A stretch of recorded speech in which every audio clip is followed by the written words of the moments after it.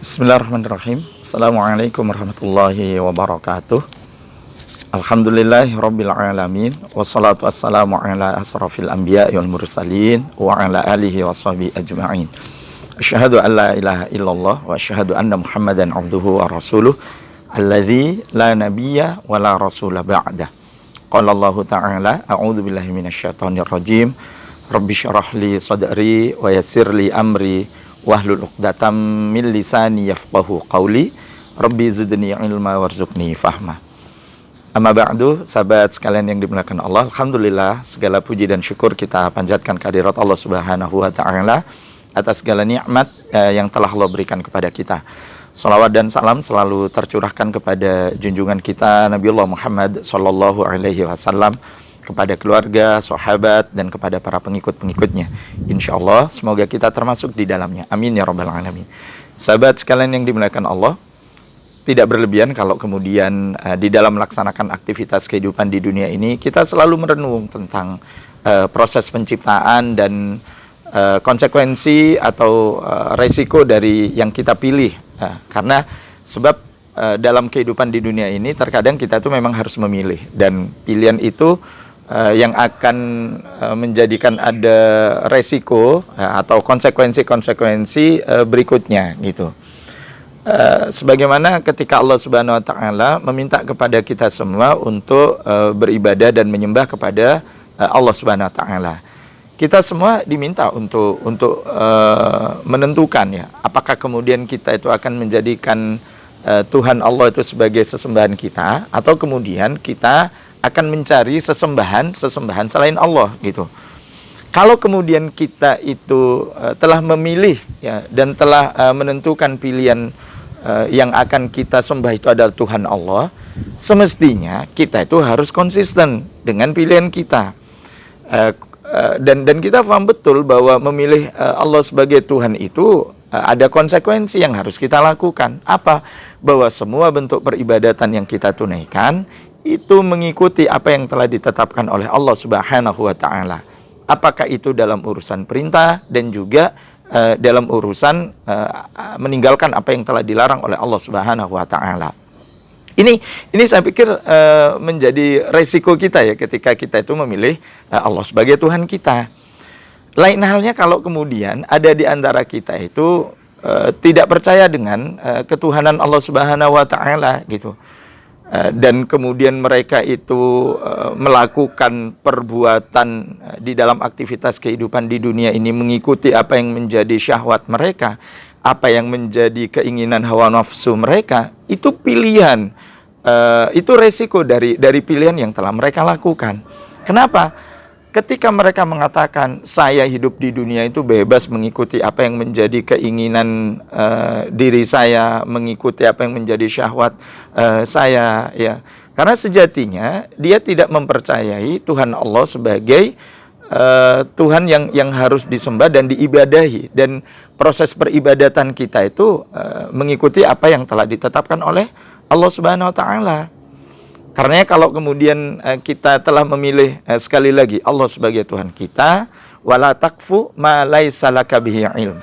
Jangan kalian itu mengikuti atau melakukan sesuatu yang kalian itu tidak mengetahui tentangnya gitu.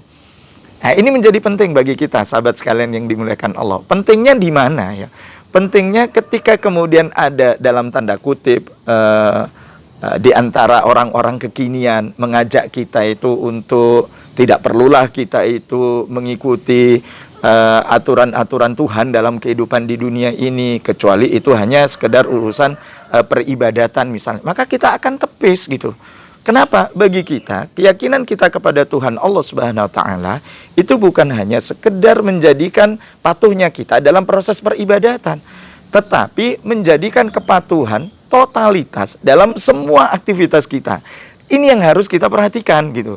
Sebab kalau kemudian kita mengaku beriman kepada Tuhan Allah, kita itu tidak cukup meyakini bahwa Tuhan Allah itu meminta kepada kita baik dan patuh hanya urusan ibadah saja, tapi dalam segala hal gitu. Nah, kalau kemudian orang kekinian itu mengajak kita dalam kehidupan bermasyarakat, janganlah kita memakai aturan-aturan Tuhan, karena itu tidak relevan misalnya. Loh, bukti peribadatan kita kepada Allah itu, kalau kita itu tidak menjadikan muamalah kita itu untuk Allah, terus buktinya apa gitu.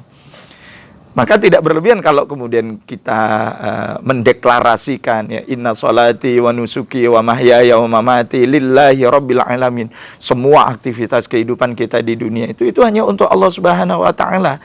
Bahwa kemudian ada komen miring dari makhluk Allah, sungguh itu tidak akan pernah mengalihkan istiqomahnya kita dari penyembahan dan pengabdian kepada Tuhan Allah Subhanahu wa taala. Kalau kemudian kita itu mengikuti perkataan-perkataan orang-orang yang tidak beriman kepada Allah, terlebih dalam aktivitas kehidupan di dunia ini, seolah-olah bahwa kehidupan di dunia ini mengikuti apa yang menjadi keinginan syahwat mereka, justru keliru gitu.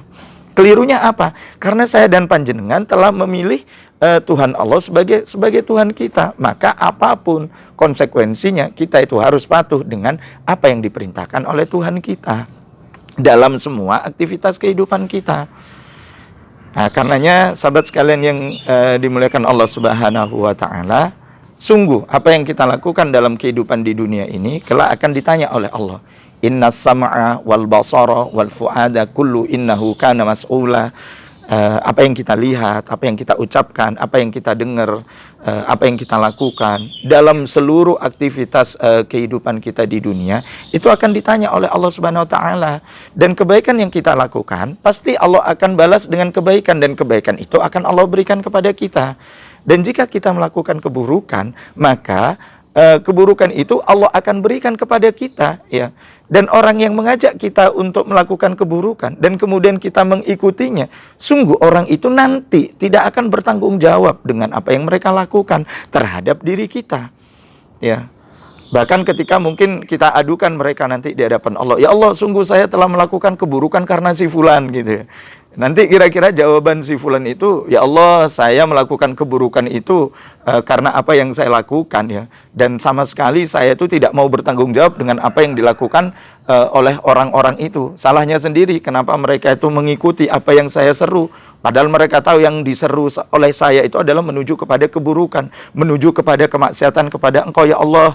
Saya berlepas diri dari apa yang mereka lakukan. Itu yang akan mereka katakan nanti. Karenanya, sahabat sekalian yang dimuliakan Allah, apa yang kita lakukan di dalam aktivitas kehidupan di dunia ini, jika itu adalah kebaikan, maka balasan kebaikan itu Allah akan berikan kepada kita. Dan apa yang kita lakukan dari keburukan, pasti Allah itu akan memberikan keburukan itu juga kepada kita. Na'udzubillah min dzalik. Memilih melakukan kebaikan dan agar mendapatkan pahala kebaikan, itu tentu akan menjadi prioritas yang akan kita lakukan dalam kehidupan di dunia ini, daripada memilih melakukan keburukan, sehingga Allah akan menambah dosa atas diri kita. Na'udzubillah min dzalik. Kita berlindung kepada Allah Subhanahu wa taala agar terhindar dari bisikan-bisikan syaitan, bisikan orang-orang yang memiliki sifat-sifat munafik, ya, memiliki sifat-sifat iri dan dengki terhadap orang-orang yang mukmin, terhadap orang-orang yang beriman. Semoga Allah luruskan hati, luruskan niat kita dalam melaksanakan aktivitas kehidupan di dunia ini, dan Allah selamatkan kita kelak dalam kehidupan akhirat. Mohon maaf lahir dan batin. Assalamualaikum warahmatullahi wabarakatuh.